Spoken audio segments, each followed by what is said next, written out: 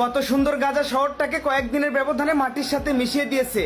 যেখানে যেখানে মানুষ সেখানে সেখানে ড্রোন ক্যামেরা দিয়ে দেখে দেখে বোমা নিক্ষেপ করতেছে। তাজা তাজা পান আগুনের শীষের সাথে উড়ে যাচ্ছে। এই দৃশ্য কি জাতিসংঘ দেখতেছে না? তারা কি করে দেখবে? তারা তো ইহুদিদের দালালি করতেছে। ইরান ঘুমিয়ে গেছে, সাথে ইয়েমেন, লেবানন হতাশ হয়ে গেছে, সৌদি, কাতার, দুবাই, ওমান, কুয়েত হাতে চুরি পরে বসে আছে। এই ইতিহাস একদিন ঠিকই সাক্ষী দিবে, ইসলামকে বাঁচাতে গিয়ে শুধুমাত্র ফিলিস্তিন যুদ্ধ করেছে, আর পুরো বিশ্বের মুসলমান চেয়ে চেয়ে দেখেছে আর বসে বসে জিকির করেছে। রাসূল সাল্লাল্লাহু আলাইহি সাল্লাম ভবিষ্যৎবাণী করে গেছে, শেষ জামানার সর্বশ্রেষ্ঠ মুসলিম জাতি ফিলিস্তিন এবং তাদেরকে যারা সহযোগিতা করবে। ফিলিস্তিনের এই করুণ দৃশ্য দেখার পরও যারা চুপ আছো, কথা বলতেছো না, মনে রেখো সবাইকে আল্লাহর বিচারের কাঠগড়ায় একদিন দাঁড় হতে হবে। শুধুমাত্র লাইক কমেন্ট ভিউর আসা ভিডিও করি না, বর্তমান ফিলিস্তিনের পরিস্থিতি দেখে কলিজা ফেটে যায়, সহ্য করতে পারি না।